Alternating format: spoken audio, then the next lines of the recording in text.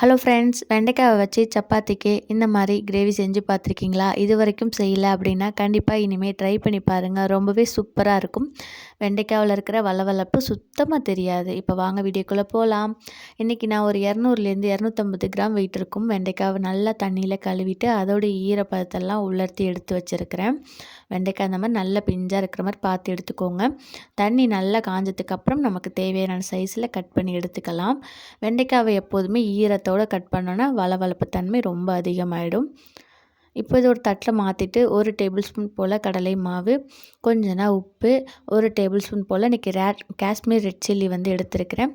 சிவப்பு மிளகாய் தூள் இல்லை அப்படின்னா நார்மலாக வீட்டில் யூஸ் பண்ணுற குழம்பு மிளகாய் தூள் கூட நம்ம யூஸ் பண்ணிக்கலாம். இப்போ இதெல்லாம் நல்லா மிக்ஸ் பண்ணிவிட்டு ஸ்டவ் ஆன் பண்ணி ஒரு வானல் வச்சுக்கலாம். அதில் 1 டேபிள் ஸ்பூன் போல் நம்ம எண்ணெய் ஊற்றிட்டு எண்ணெய் நல்லா சூடானதுக்கப்புறம் நம்ம எடுத்து வச்சுருக்கிற வெண்டைக்காய் மிக்ஸு அதையும் வந்து இது கூட போட்டுக்கலாம். வெண்டைக்காய் வந்து இந்த மாதிரி எண்ணெயில் போட்டு பிரட்டி எடுக்கிறப்போ அதோடைய வளவளப்பு தன்மை ரொம்பவே கம்மியாயிடும். அதோட நம்ம கடலை மாவு, மிளகாய் தூள்லாம் சேர்த்துருக்கோமா, கடலை மாவு அதோடைய வளவளப்பு தன்மையெல்லாம் வந்து சுத்தமாக கம்மி பண்ணிடும். இந்த மாதிரி மிக்ஸ் பண்ணி ஒரு 3/4 பதம் வெண்டைக்காய் வந்து நல்லா வேக வச்சு எடுத்துக்கோங்க. பாருங்கள், நமக்கு வெண்டைக்காய் ரொம்பவே சூப்பராக வந்து வெந்துடுச்சு. இது நார்மலாக சாப்பிடவே ரொம்ப சூப்பராக இருக்கும்.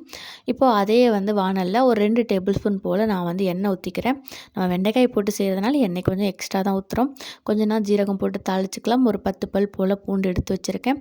அதை நல்லா 1 2ஆக வந்து இடித்து அதையும் சேர்த்துக்கலாம். அடுத்ததாக நல்ல பெரிய சைஸ் வெங்காயம் ஒன்று சின்னதாக கட் பண்ணி வச்சுருக்கேன். இப்போ வெங்காயத்தை அது கூட சேர்த்துட்டு வெங்காயத்தோடைய பச்சை வாசனை எல்லாம் போயிட்டு பொன்னிறமாக நல்லா வந்து வதக்கி எடுத்துக்கலாம். வெங்காயம் வதங்கினதுக்கப்புறம் நான் வந்து நம்மளோட காரத்துக்கு ஏற்ற மாதிரி மிளகாய்த்தூள், 1 டேபிள் ஸ்பூன் போல் மல்லித்தூள், கொஞ்சம் மஞ்சள் தூள் எல்லாமே வந்து சேர்த்துருக்கேன். ஆல்ரெடி நம்ம வெண்டைக்காய் வந்து வதக்கும் பொழுதே கொஞ்சம் வந்து மிளகாய்த்தூள் சேர்த்துருக்கோம். நான் வந்து காஷ்மீர் ரெட் சில்லி தான் சேர்த்துருக்கேன். அதனால் அது காரம் அவ்வளோவா இருக்காது. அதனால் நான் இப்போவும் சேர்த்துருக்கேன். நம்ம அதுக்கேற்ற மாதிரி காரம் அட்ஜஸ்ட் பண்ணி சேர்த்துக்கோங்க. இப்போது நம்ம சேர்த்த மசாலாவோடைய பச்சை வாசனை எல்லாம் போனதுக்கப்புறம் நான் இன்றைக்கி நல்ல பழுத்த தக்காளி 2 தக்காளியை பேஸ்ட்டாக வந்து அரைச்சி எடுத்திருக்கேன். அதையும் இது கூட சேர்த்துக்கலாம். தக்காளி இந்த மாதிரி வந்து அரைச்சி சேர்க்கும் பொழுது நமக்கு கிரேவி நல்லா வந்து கெட்டியாக கிடைக்கும். தக்காளி நல்லா வந்து வதங்கினதுக்கப்புறம் நான் அன்றைக்கி நல்ல கெட்டியான தயிர் ஒரு 2 டேபிள் ஸ்பூன் வந்து சேர்த்துருக்கிறேன். நல்லா கெட்டியாக சேர்த்துக்கோங்க. புளிப்பு இல்லாத தயிராக சேர்த்துக்கோங்க. தயிர் சேர்த்தோடனே சிம்மில் அடுப்பு வச்சுட்டு நல்லா மிக்ஸ் பண்ணி கொடுங்க. நம்ம வந்துட்டு ரொம்ப ஹை ஃப்ளேமில் வச்சுட்டு ஒழுங்காக மிக்ஸ் பண்ணலாம். ஒரு சில நேரங்களில் தயிர் தெரியறதுக்கு சான்ஸ் இருக்குது. நல்லா வந்து தயிர் நம்மளுடைய வெங்காயம் தக்காளி பேஸ்ட்டோட நல்லா மிக்ஸ் ஆனதுக்கப்புறம் நம்ம வந்து அதுக்கப்புறம் ஃப்ளேம் கூட்டி வச்சுக்கலாம். இப்போ பாருங்கள், நல்லா எண்ணெய் பிரிஞ்சு வர ஸ்டார்ட் ஆகிடுச்சு. இந்த ஸ்டேஜில் நமக்கு தேவையான அளவுக்கு தண்ணி ஊற்றிக்கலாம். நான் இன்றைக்கி சப்பாத்திக்கு தான் செய்ய போகிறேன். அதனால் நான் கொஞ்சம் கெட்டியாகவே வந்து இருக்கிறதுக்காக கொஞ்சம் நான் தண்ணி ஊற்றிருக்கிறேன். சாதத்துக்காக இருந்தால் இன்னும் கொஞ்சம் தண்ணி ஊற்றிக்கலாம்.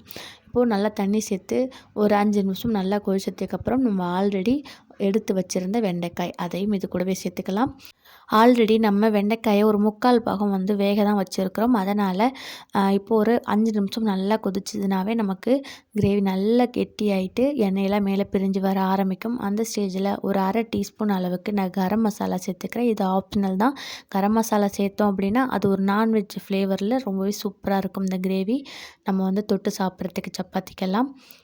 அவ்வளோதான் ஃப்ரெண்ட்ஸ், ரொம்பவே சூப்பராக வெண்டைக்காயோடைய வளவளப்பு தன்மை சுத்தமாக இல்லாமல் நமக்கு சப்பாத்தி சாதத்துக்கெல்லாம் ஏற்ற மாதிரி தாபா ஸ்டைலில் நமக்கு ஒரு கிரேவி ரெடி ஆயிடுச்சு. இது செய்கிறதுக்கு ரொம்பவே குயிக்கான டைம் தான் தேவைப்படும். கண்டிப்பாக நீங்களும் வீட்டில் ட்ரை பண்ணி பார்த்துட்டு டேஸ்ட் எப்படி இருக்குதுன்னு கமெண்ட்டில் சொல்லுங்கள். வீடியோ பிடிச்சிருந்தால் லைக் பண்ணுங்கள். நீங்கள் இதுதான் நம்மளுடைய சேனலை ஃபஸ்ட் டைம் பார்க்குறீங்க அப்படின்னா திவ்யாஸ் டே புக் சேனலை சப்ஸ்கிரைப் பண்ணுங்கள். இது மாதிரி இன்னும் நிறைய இன்ட்ரெஸ்டிங்கான வீடியோஸ் பார்க்கணும் அப்படின்னா நம்ம சேனலை சப்ஸ்கிரைப் பண்ணுங்கள். தேங்க்யூ ஃபார் வாட்சிங்.